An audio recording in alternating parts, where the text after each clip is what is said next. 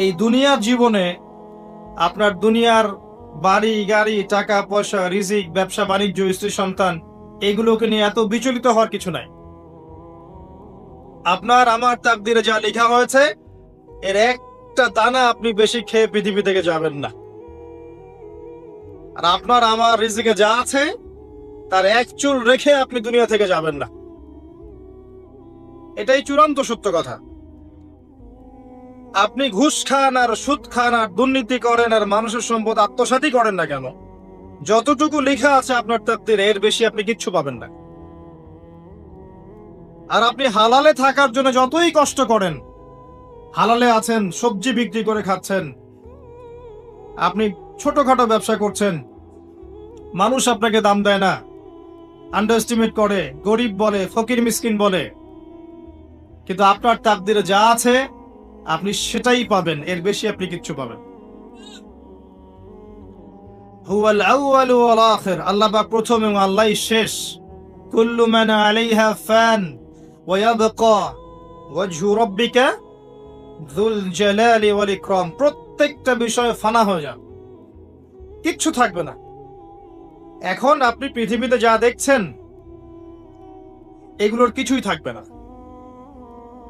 প্রত্যেক মানুষ, প্রত্যেকটা জিন, প্রত্যেক উদ্ভিদ, প্রত্যেক এই প্রাণী, আকাশ, মহাবিশ্ব, গ্রহ নক্ষত্র, চন্দ্র সূর্য, সমুদ্র, পাহাড় পর্বত, বিশ্বনেতা, রাষ্ট্রনেতা, সমাজ নেতা, পরিবারের কর্তা, অর্থনৈতিক নেতা, সবাই মারা যাবে, সবাই শেষ হয়ে যাবে, কিচ্ছু থাকবে না। এই বিষয়টা আগে ভালো করে হজম করতে হবে যে আমরা এখানে থাকতে আসিনি, আমরা এই দুনিয়ায় থাকতে আসিনি, আমরা এখানে এসেছি চলে যেতে। যার মনের মধ্যে এই কনসেপ্ট থাকে সে কখনো আল্লাহ পাকের বিদ্রোহী হতে পারে, সে কখনো আল্লাহ দ্রোহিতা করতে পারে না, কুফরি করতে পারে না, শিরক করতে পারে না, আল্লাহর অবাধ্য হতে পারে না। যার মনের মধ্যে এই চিন্তা বদ্ধমূল যে আমি এখানে থাকতে আসিনি, আমি এখানে মুসাফিরের মতো এসেছি, গাছের ছায়ায় বিশ্রাম নিচ্ছি, বিশ্রাম নিয়ে শেষ হবে, চলে যাও। যারাই আল্লাহ দ্রোহিতায় লিপ্ত হচ্ছে, শিরক করছে, বেদাত করছে, হারাম খাচ্ছে, ঘুষ খাচ্ছে, সুদ খাচ্ছে, জেনা করছে, আল্লাহ দ্রোহিতা করছে, আল্লাহর বিধানকে অস্বীকার করছে, তারা ইনডাইরেক্টলি ধরে নিয়েছে যে তারা মনে হয় পৃথিবীতে চিরকাল থাকবে। কারণ যদি কিয়ামতের মাঠের কথা তাদের স্মরণ থাকতো তারা কখনো এই কাজগুলো করতে পারতো না, পারতো? এবার আসেন, আল্লাহ পাক কলম সৃষ্টি করে তাকদীর লিখেছেন, অতএব তাকদীর নিয়ে প্রিয় ভাইয়েরা বিচলিত হবেন না। আপনার তাকদীরে যা আছে আপনি পাবেন, যা নাই কোশ্চেন কালেও পাবেন না, ফুল স্টপ। আপনার তাকদীরে যা আছে আপনি পাবেন, না পেয়ে আপনি দুনিয়া থেকে যাবেন না, ফুল স্টপ। আর আপনার তাকদীরে যা নাই সারা দুনিয়ার মানুষ মিলে আপনাকে দিতে পারবে না। এই চিন্তাটা আগে মাথার মধ্যে সেট করেন। এই চিন্তা যার মধ্যে ইনস্টল করা আছে সে আত্মহত্যা করে না কখনো, সে হতাশ হয় না কখনো, সে ভয় পায় না, আল্লাহর পথে চলতে গিয়ে পিছু পা হয় না, সে জালেমের সামনে মাথা নত করে না। যার মাথায় এই চিন্তা আছে যে আল্লাহ যা লিখেছেন এটা হবে, যা লিখেন নাই সারা দুনিয়ার মানুষ মিলে সেটা হবে, সিম্পল। এর মধ্যে আল্লাহ পাক পরীক্ষায় ফেলবে, ওই বিষয়টা ডিফারেন্ট। আমি অবশ্যই তোমাদেরকে পরীক্ষা করব ভয় দিয়ে, ক্ষুধা দিয়ে, সন্তানের কি ইন্তেকাল দিয়ে, ফসলের ক্ষতি দিয়ে, সম্পদের ক্ষতি দিয়ে আমি পরীক্ষা করব। কিন্তু যারা সবর করবে এবং যারা এই কনসেপ্ট রাখবে ইন্না লিল্লাহি ওয়া ইন্না ইলাইহি রাজিউন, এদেরকে আল্লাহ পাক প্রশংসা করেছেন, ইনশাআল্লাহ এরা সফল হবে। আল্লাহ পাক তাকদীর লিখে ফেলেছেন, তাকদীর নিয়ে টেনশন করবেন না, রিজিক নিয়ে টেনশন করবেন না। এখনকার যুব সমাজের সবচেয়ে বড় টেনশন রিজিক, একটা জব,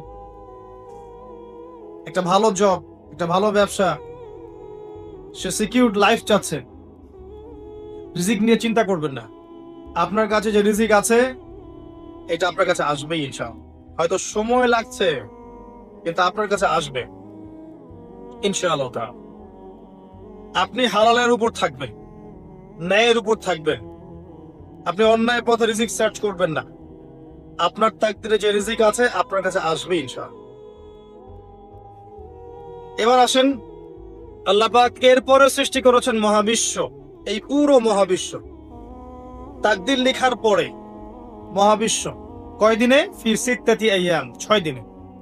মাত্র 6 দিনে আল্লাহ পাক পুরো মহাবিশ্ব সৃষ্টি করেছেন।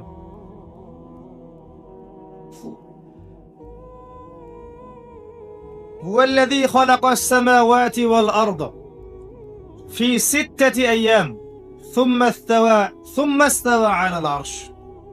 সূরা হাদীদের মধ্যে একটা আছে, তিনি সেই আল্লাহ যিনি এই মহাবিশ্ব সৃষ্টি করেছেন 6 দিনে, এরপরে আরশের উপর সমাসীন হয়েছেন।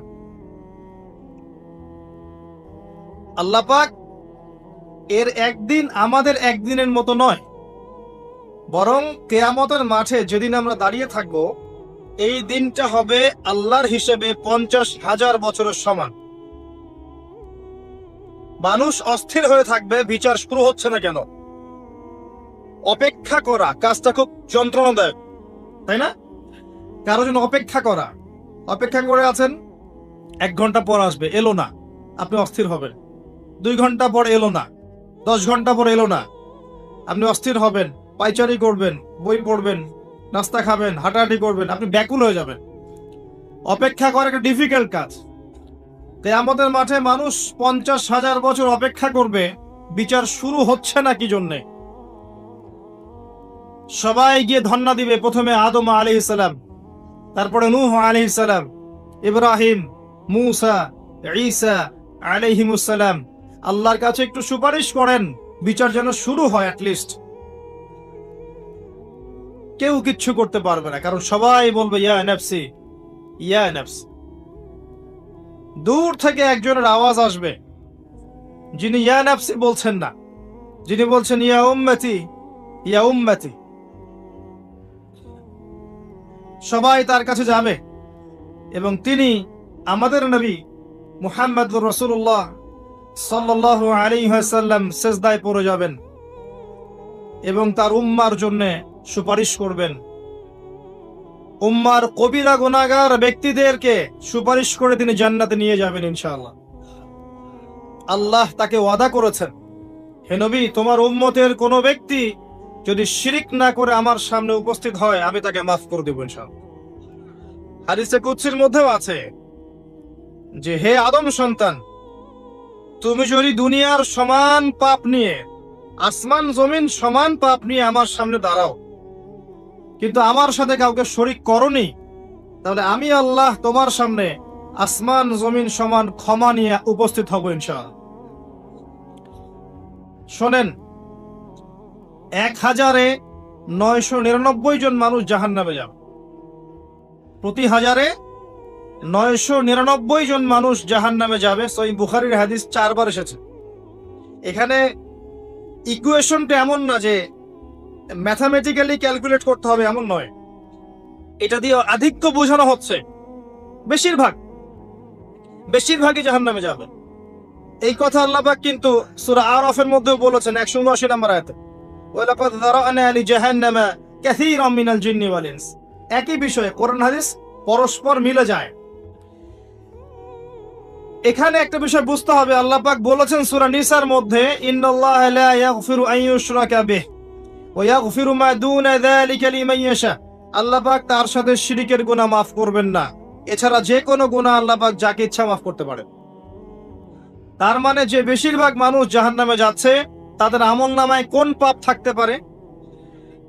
কথা বোঝা যাচ্ছে কি? নিঃসন্দেহে তাদের আমলনামায় শিরকের পাপ থাকবে। এটা বুঝতে আপনাকে পিএইচডি করার দরকার নাই। আল্লাহ পাক শিরক ব্যতীত যে কোনো পাপ যাকে ইচ্ছা মাফ করতে পারে। তার মানে তারা জাহান্নামে যাচ্ছে বিকজ অফ শিরক। আমাদের মুসলিমরা এখন শিরক বোঝে না, অমুসলিমরা তো শিরিক করেই। যেমন কেউ বলছে ওয়াকালাতিল ইয়াহুদ উযাইরুন ইবনুল্লাহ, ইহুদিরা বলছে উযাইর আল্লাহর সন্তান, নাউযুবিল্লাহ, শিরক। অথচ ওরাই এখন বিশ্বকে রুল করছে, তাই না? ওয়াকালাতিন নাসারা আল মাসীহ ইবনুল্লাহ, নাসারা বলছে যে ঈসা ইবনে মারইয়াম আল্লাহর সন্তান, তাই না? অথচ ওই সভ্যতাই এখন বিশ্বকে রুল করছে।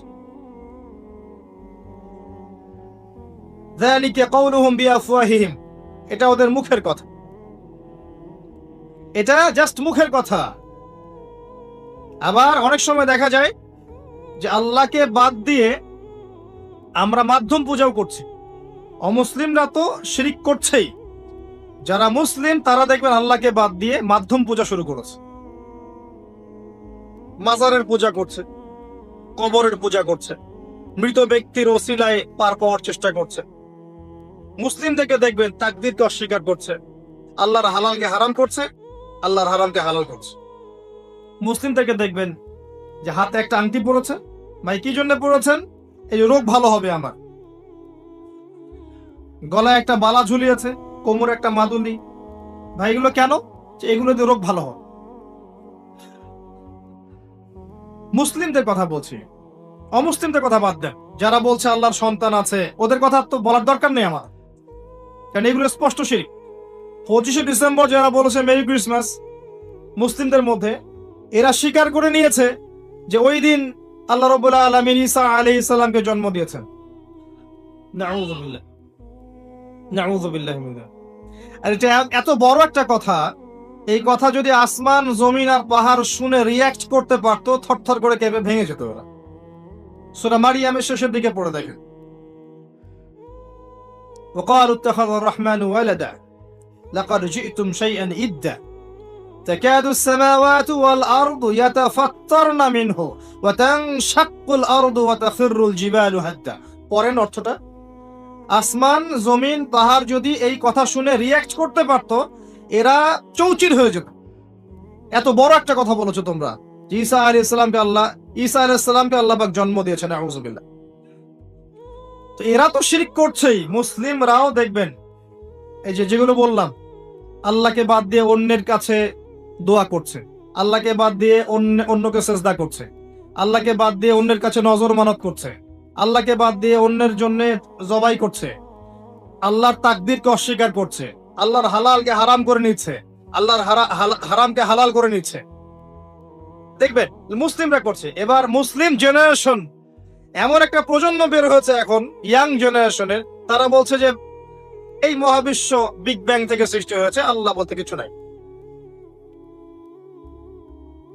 আপনি বোঝেন কি কারণে প্রতি হাজারে 999 পিপল জাহান্নামে কেন যাবে? কারণটা কি? শিরক।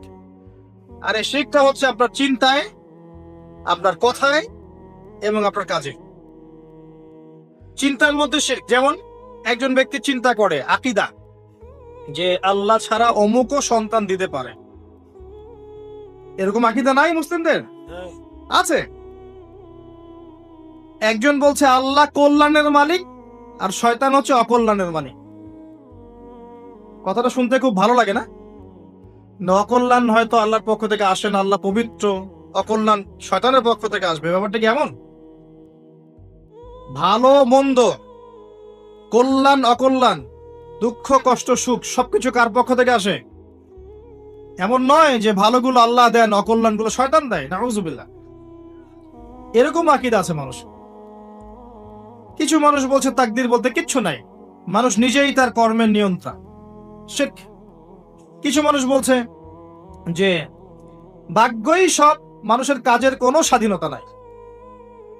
মানে ভাগ্যই সব, আমার কাজের কোনো স্বাধীনতা নাই, আমি কলের পুতুল। চুরি করেছো কেন? আল্লাহ তাকদীর লিখেছে তাই। সুদ খাও কেন? ঘুষ খাও কেন? রিলিফের মাল মেরে খাও কেন?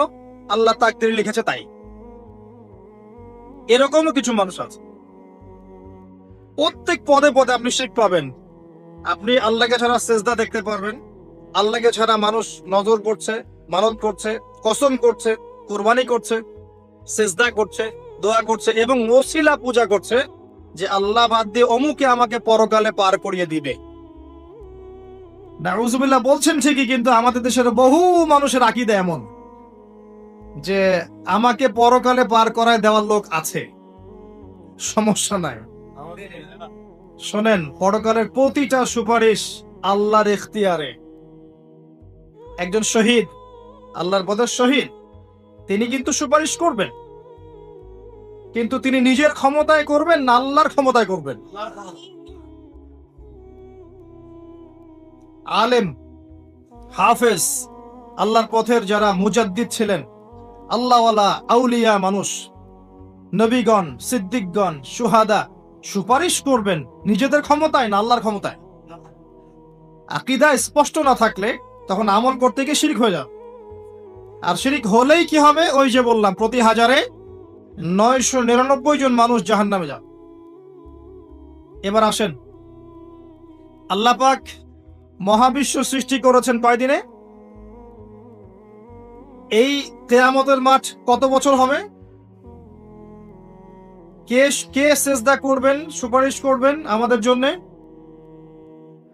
মুহাম্মদ সাল্লাল্লাহু আলাইহি ওয়াসাল্লাম। এবার আসেন, যে নবী আমার জন্য সুপারিশ করবেন, যেই নবী আমার জন্য হাউজে কাউসারে দাঁড়িয়ে থাকবেন, যেই নবীকে আমাকে কবরে দেখানো হবে এবং জিজ্ঞাসা করা হবে, মান হাযা রাজুল বুইসা ফীকুম, কতজন যুবক, কতজন মানুষ আর কতজন মুসলিম মুহাম্মদ সাল্লাল্লাহু আলাইহি ওয়াসাল্লামের এই সুন্নাহগুলো আমরা মেনে চলি?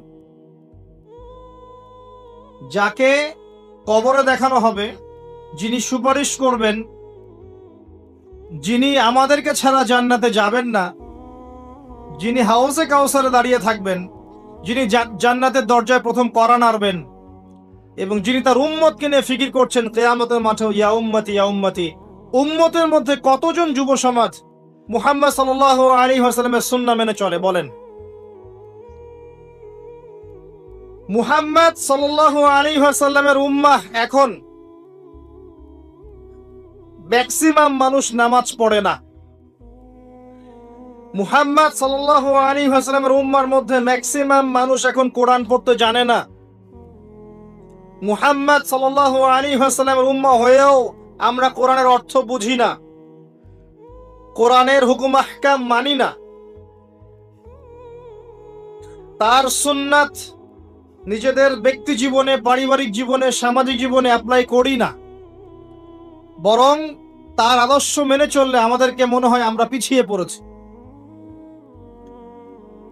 কোন মুখ নিয়ে আমরা তার সামনে দাঁড়াবো এটা ফিকির করতে হবে। আল্লাহ পাক মুহাম্মদ সাল্লাল্লাহু আলাইহি ওয়াসাল্লামকে বলবেন কিয়ামতের মাঠে। সূরা ফুরকান নিয়ে আলোচনা হচ্ছিল না? ওই সূরাতেই আছে।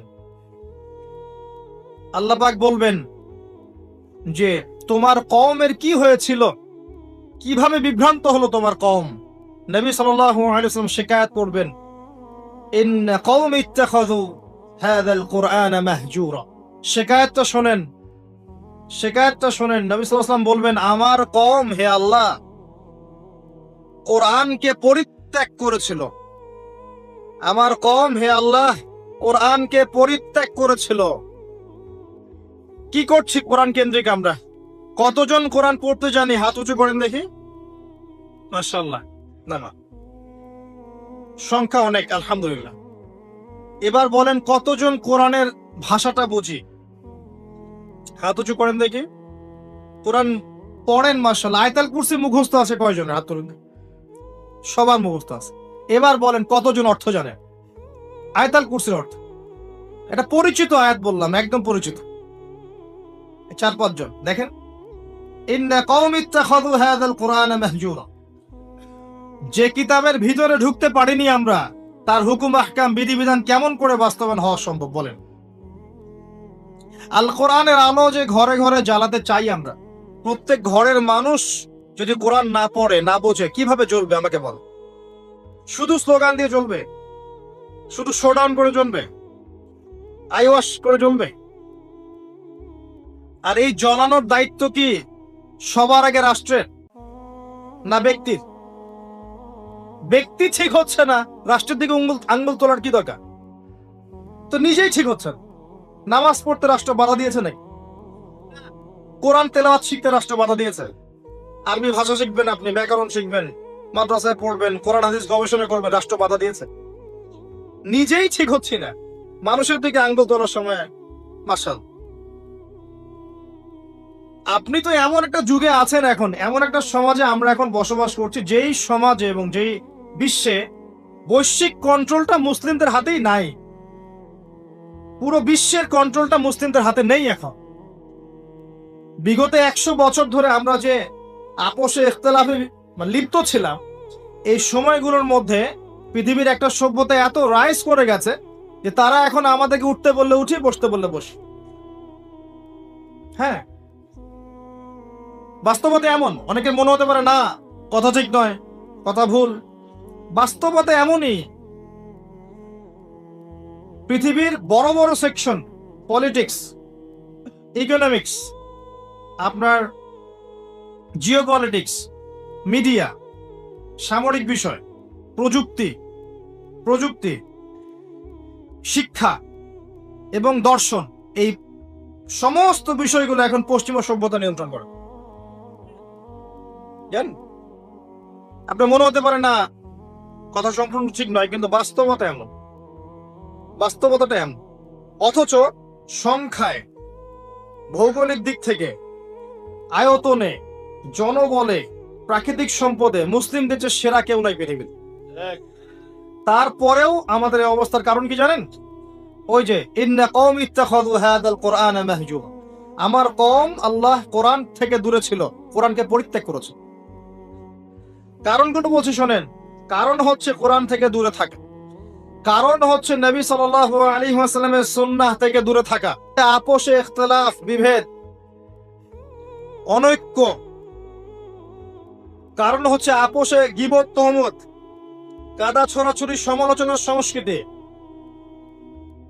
কারণ হচ্ছে আমাদের হারাম রিজিক, কারণ হচ্ছে পারিবারিক আদর্শের মূল্যবোধের অবক্ষয়, কারণ হচ্ছে দুর্নীতি, করাপশন, কারণ হচ্ছে বিশ্বকে চ্যালেঞ্জ করার মানসিকতার অভাব, কারণ ধৈর্যের অভাব, সাহসের অভাব, কারণ হচ্ছে সেই নববী যুগের ঈমান, আমল, তাকওয়ার অভাব। উমর রাদিয়াল্লাহু আনহুর যুগে আমরা এমন ছিলাম? উসমান রাদিয়াল্লাহু আনহুর সময় এমন ছিলাম? আলী ইবনে আবি তালিবের সময় এমন ছিলাম? আবু বকর সিদ্দিকের সময় এমন ছিলাম? উমর রাদিয়াল্লাহু আনহুর যুগে ওই খেজুর পাতার মসজিদে বসে একটা হুঙ্কার ছাড়লে রোমান সম্রাট হিরাক্লিয়াসের এই যে তখ্ত থরথর করে কেঁপে যায়। খেজুর পাতার মসজিদ, বসে আছেন, শুয়ে আছেন খলিফা মাটির মধ্যে, এই যে খেজুরের চাটাইয়ের উপরে। এই খলিফা যদি দাঁড়িয়ে একটা হুঙ্কার দেন, তাহলে রোমক সাম্রাজ্যের এই যে সিংহাসনের নিচের মাটি সরে যায়। ওদের কথা বাদ দেন, সাহাবায়ে কেরাম রাদিয়াল্লাহু আনহুম আজমাইন, তারা তো মাশাআল্লাহ জান্নাতের সার্টিফিকেট প্রাপ্ত। তার পরের জেনারেশনে আছে উমাইয়া খেলাফত। তখন কি আমরা এমন ছিলাম? দীর্ঘদিন, প্রায় 132 বছরের মতো তারা শাসন করেছে। তখন কি মুসলিমদের অবস্থা এমন ছিল? আব্বাসীয় খেলাফত অনেক দিন, 500-র মতো বছর তারা শাসন করেছে। তখন কি আমাদের অবস্থা এমন ছিল? হ্যাঁ, একবার এমন হয়েছিল। কখন জানেন? হালাকু খায়ের সময়। মঙ্গলদের নাম শুনেছেন? চেঙ্গিস খান নাম শুনেছেন? আচ্ছা, ওরা যখন বাগদাদকে আক্রমণ করেছিল, তখন মাত্র 40 দিনের ব্যবধানে বাগদাদকে তারা ধ্বংসস্তূপে পরিণত করেছে। কথিত আছে 10 লাখ, কেউ বলে 15 লাখ, কেউ বলে 20 লাখ মানুষকে 40 দিনের মধ্যে হত্যা করা হয়েছে। ম্যাসাকার। আপনাদেরকে একটা তথ্য দেই, যখন মঙ্গোলিয়ানরা বাগদাদকে আক্রমণ করছিল, তখনও কিছু মানুষ বসে বসে ইখতিলাফ করছিল যে কাকড়ার মাংস খাওয়া যায় কি যায় না। আমার কথা বুঝে আসে না? যখন মঙ্গোলিয়ানরা মুসলিমদেরকে আক্রমণ করছিল বাগদাদে এবং লাশের পর লাশ ফেলে দিচ্ছে, তখনও কিছু মানুষ বসে বসে তর্ক করছে, বাহাস করছে কাকড়া খাওয়া জায়েজ না না জায়েজ। ওই সময় নিশ্চয় এটা গুরুত্বপূর্ণ কাজ ছিল নাকি? ওই সময় গুরুত্বপূর্ণ কাজ কি ছিল বলেন? ওদেরকে প্রতিহত করা নয় কি? এখন যারা মুসলিমদের সাথে এমন আচরণ করছে, এখনো কি আমরা সেই কাজই করছি না? এই মানসিকতা থেকে বের না হতে পারলে কি আমাদের উন্নতি হবে ভাই? মৌলিক কাজে আসেন, প্রচুর পড়াশোনা করতে হবে। প্রথম কাজ, একটা দেশ, একটা সরকার থাকে, প্রশাসন থাকে, জনগণ থাকে, ওলামায়ে কেরাম থাকে, যুব সমাজ থাকে, থাকে না? এরা সবাই এক না আলাদা? এরা সবাই একটা নেশন না আলাদা? একে অপরের শত্রু না মিত্র? একে অপরের ভাই না শত্রু? এরা সবাই একটা নেশন না একটা বডি না? একটা দেহের একটা অংশ আঘাত পেলে অন্য অংশ ব্যথা পায় না? ব্যথা পায়। যদি ব্যথা না পায় তাহলে ওই অংশটা প্যারালাইজ না? অবশ্য আমরা সবাই এক, এই কনসেপ্টটা ভুলে গেছি আমরা এখন। আমরা সবাই মিলে যে একটা জাতি, কনসেপ্টটা ভুলে গেছি। আমরা আপোষে নিজেদের সাথে লড়ছি, ধর্মনেতা আরেক ধর্মনেতার সাথে, এক আলেম আরেক আলেমের সাথে, এক বক্তা আরেক বক্তার সাথে, এক পলিটিক্যাল দল আরেক পলিটিক্যাল দলের সাথে, একটা ধর্মীয় দল একটা ধর্মীয় দলের সাথে। দেখবেন আমরা আপোষে লড়ছি, অথচ আমরা সবাই কিন্তু এক। প্রথমত আমরা আল্লাহর বান্দা, এরপর আমরা মুসলিম, আমরা একই জাতীয়তায় বিশ্বাসী। এখন একটা বিভক্ত জাতিকে দমন করা কি কঠিন না সহজ? কথা বলেন, সহজ না কঠিন? যখন আমরা বিভক্ত তখন আপনাকে আমাকে সহজেই তারা দমন করতে পারবে, কোনো সমস্যা নেই। যদি আমরা ঐক্যবদ্ধ থাকতে পারতাম তাহলে আজকে আমাদের অবস্থাটা হতো। আর আমরা কি করছি ভাই? ওই যে, হ্যাঁ ঠিক বলছেন, ওই মাসআলা আমাকে বলতে বলেন না, ওইটা নিয়ে আবার বিতর্ক শুরু হয়ে যাবে। ধরতে পারছেন আপনি ঠিকই, ইখতিলাফি যে বিষয়গুলো আছে এইগুলো নিয়ে আমরা আপোষে মত পার্থক্যে লিপ্ত আছি। মূল বিষয়ে কাজ করা উচিত নয় কি? মূল বিষয়গুলো কি কি? এক নাম্বার আকীদা। এক নাম্বার কি? আকীদা। সবার আকীদাগুলোকে পরিষ্কার করতে হবে। আকীদার মধ্যে কোনো শিরক থাকা যাবে না। কি থাকা যাবে না? শিরকি আকীদা নিয়ে আপনি আল্লাহর পথে কাজ করতে পারবেন না, সফল হবেন না। যাদের আকীদার মধ্যে শিরক আছে, শিরকি আকীদা নিয়ে আপনি সফল হতে পারবেন না, এটা সম্ভব না। দুই নাম্বার, আমল ঠিক করতে হবে। আমলের মধ্যে বেদাত রাখা যাবে না। কি রাখা যাবে না? বেদাত রাখা যাবে, সুন্নত থাকতে হবে। তিন নাম্বার, রিজিক খাবো, হারাম থাকা যাবে না, হালাল থাকতে হবে। না খেয়ে মারা যাবো তাও যাবো, হারাম খাবো। কথা বোঝা যায় কি? খাবো না, বা 3 বেলার জায়গায় 1 বেলা খাবো, হারাম খাবো, পারা যাবে ইনশাআল্লাহ। আমি জানি আর কেউ পারুক না পারুক, ইয়াং জেনারেশন পারবে ইনশাআল্লাহ। আর কেউ পারুক না পারুক, আমাদের তরুণ প্রজন্ম পারবে ইনশাআল্লাহ। 4 নাম্বার, পরিবার গড়ব নববী আদর্শে। হ্যাঁ, পরিবার করতে গেলে অনেক ঝামেলা। দেখবেন মা কথা শোনে না, বাবা কথা শোনে না, বা স্ত্রী কথা শোনে না, আপনার ভাই কথা শোনে না। পরিবার সবাই যে আপনার মতাদর্শের হবে এমনটা যথেষ্ট নয়, মানে এমনটা জরুরি নয়। পরিবারের সবাই যে আপনার মতাদর্শের হবে এমনটা জরুরি নয়। নূহ আলাইহিস সালামের স্ত্রী কি মুমিন ছিল না কাফের? লূত আলাইহিস সালামের বউ স্ত্রী, তিনি কি মুমিন ছিলেন না কাফের ছিলেন? নূহ আলাইহিস সালামের ছেলে কি ছিল? নৌকায় উঠেছে, বলেছে আমি পাহাড়ে উঠে যাব, ওখানে আমি সেফ। মুহাম্মদ সাল্লাল্লাহু আলাইহি ওয়াসাল্লামের চাচারা ঈমান এনেছিল, তাকে বের করে দিয়েছে দেশ থেকে। আপনার অনেক ক্ষেত্রে এমনও হয়েছে, সলফে সালেহিনদের ছেলেরাও অনেক সময় অন্যায় করে ফেলেছেন, তারা নিজের হাতে বেত্রাঘাত করে শাস্তি দিয়েছেন, দেন নাই? পরিবারের সবাই, ইব্রাহিম তার পিতা কি কথা শুনেছে? পরিবারের সবাই যে এক আদর্শের হবে এমনটা জরুরি নয়। আপনাকে আপনার আন্ডারে আপনার স্ত্রী, আপনার সন্তান, এদেরকে নিয়ে আদর্শ ইসলামিক পরিবার করতে হবে। আর বাকিদেরকে আপনি দাওয়াত দিবেন, কবুল করলে আলহামদুলিল্লাহ, না করলে আপনার দায়িত্ব শেষ। মূল কাজের কথা বলছিলাম, আকীদা ঠিক করা, শিরক থাকবে না। আমল ঠিক করা, বেদাত চলবে না। রিজিকে হালাল থাকবে, হারাম চলবে না। 4 নাম্বার, পরিবার আদর্শ হবে নববী আদর্শে, এখানে কোনো অপসংস্কৃতি চলবে না। 5 নাম্বার, নিজের যেটুকু প্রতিভা আল্লাহ পাক দিয়েছেন এই প্রতিভাকে দিয়ে দিনের বিজয়ের চেষ্টা করতে হবে। আপনাকে আল্লাহ যা দিয়েছেন, মেধা, অর্থ, সময়, শ্রম, আপনার টাকা পয়সা, আপনার ভালো বুদ্ধি পরামর্শ, আপনি যতটুকু পারেন যে প্রতিভা আল্লাহ পাক দিয়েছেন ওই প্রতিভা দিয়েই দিনকে এগিয়ে নিতে হবে। পারা যাবে? বলতে পারলে বলেন, লিখতে পারলে লিখেন, অ্যাসোসিয়েট করতে পারলে অ্যাসোসিয়েট করেন মানুষকে। যদি আপনি একটা মসজিদ করতে পারেন মসজিদ করেন, মাদ্রাসা করতে পারলে মাদ্রাসা করেন, ইয়েতিম প্রজেক্ট করেন, বিধবাদেরকে নিয়ে কাজ করেন, আপনি যেটা করতে পারেন একটা প্রজেক্ট করেন, কিছু একটা করেন দিনের জন্য। শিক্ষা প্রজেক্ট হোক, অর্থনৈতিক প্রজেক্ট হোক, সামাজিক প্রজেক্ট হোক, কিছু একটা করেন যাতে দেশ, জাতি, উম্মাহ আপনার দ্বারা উপকৃত হয়। পারা যাবে? কাজগুলো কঠিন, কাজগুলো আসলে কঠিন, সবগুলো কাজ সহজ না। আমি হয়তো সহজে বলছি, কাজগুলো এত সহজ নয়। এই কাজগুলো 23 বছর সময় ধরে নবী সাল্লাল্লাহু আলাইহি ওয়াসাল্লাম এবং সাহাবায়ে কেরাম করেছিলেন। মার খেয়েছেন, বয়কটের শিকার হয়েছেন, দেশ থেকে বের করে দেয়া হয়েছে, হত্যা করা হয়েছে, শুলে চড়ানো হয়েছে, কত কি করানো হয়েছে। এত সহজ নয়, কিন্তু বেসিক কাজ এগুলোই। এমনি এমনি ইসলাম বিজয় লাভ করবে না। ইন্নাল্লাহা লা ইউগাইয়িরু মা বিকওমিন হাত্তা ইউগাইয়িরু মা বিআনফুসিহিম। আল্লাহ পাক কোন কওমের অবস্থা ততক্ষণ পরিবর্তন করেন না যতক্ষণ তারা নিজেরা নিজেদের অবস্থা পরিবর্তনের চেষ্টা না করে। কিন্তু আল্লাহ বলেছেন, কাম মিন ফিআতিন কালিলা গালাবাত ফিআতান কাসীরা। কত ক্ষুদ্র ক্ষুদ্র দল ছিল যারা বড় বড় দলের উপর বিজয় লাভ করেছিল আল্লাহর সাহায্যে। কখন বিজয় আসবে? একটা মূলনীতি বলছি, ইন তানসুরুল্লাহ ইয়ানসুরকুম। আবার বলেন, কি আয়াতটা বললাম? ইন তানসুরুল্লাহ ইয়ানসুরকুম ওয়া ইউসাব্বিত আকদামাকুম। যখন তোমরা আল্লাহকে সাহায্য করবা, আল্লাহ তখন তোমাদেরকে সাহায্য করবে। তার আগে আল্লাহ পাক সাহায্য করবেন।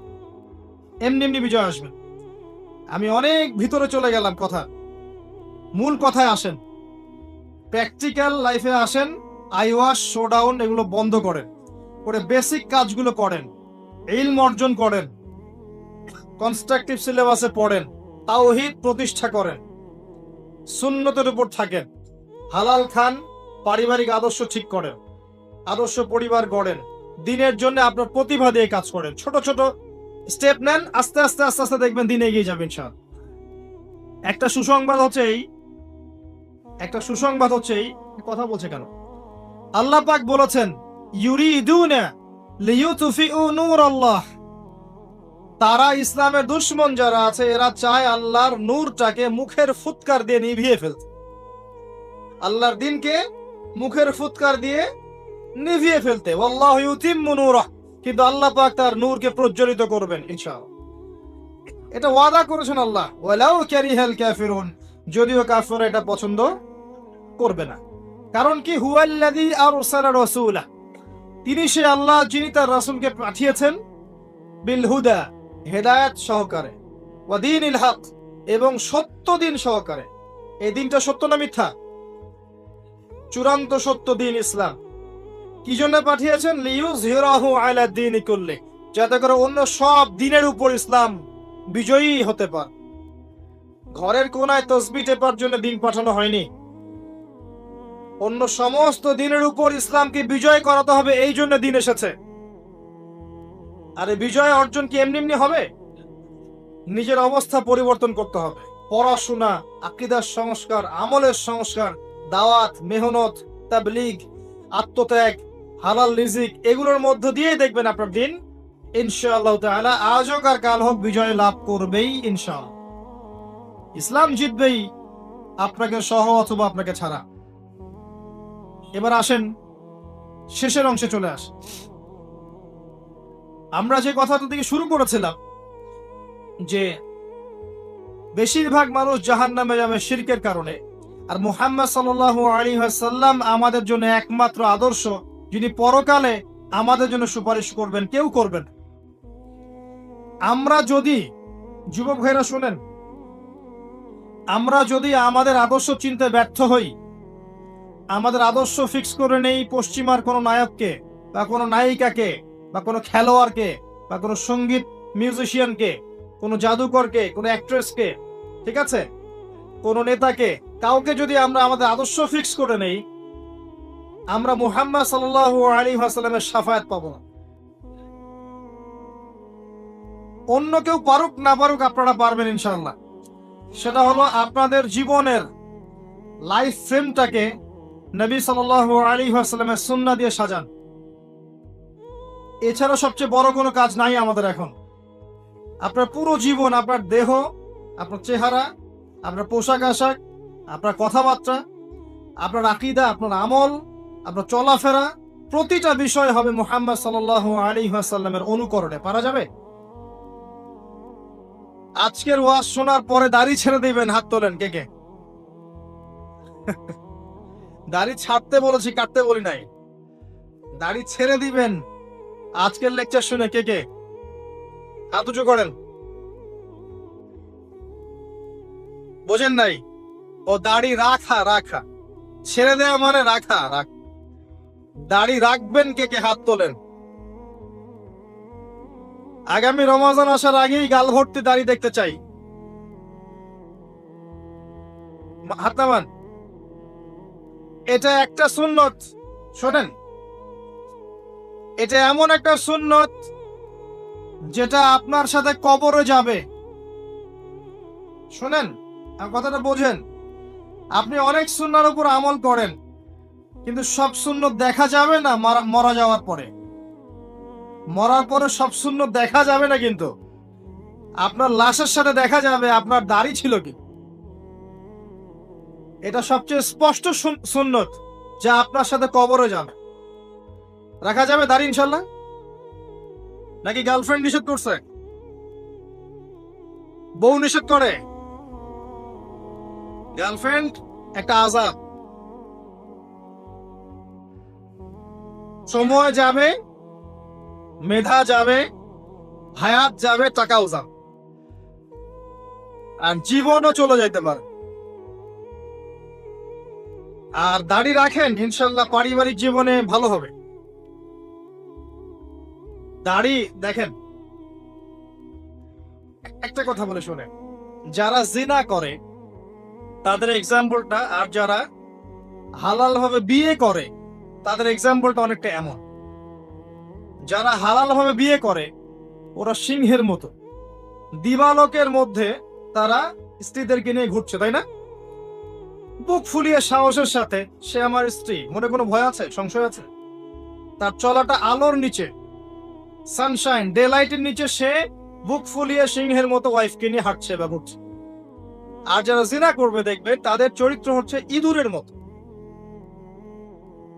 ইঁদুর দিনের বেলা, দিনের আলোর মধ্যে কিন্তু সে কাজ করতে পারে না, সে রাতের অন্ধকারে কাজ করে।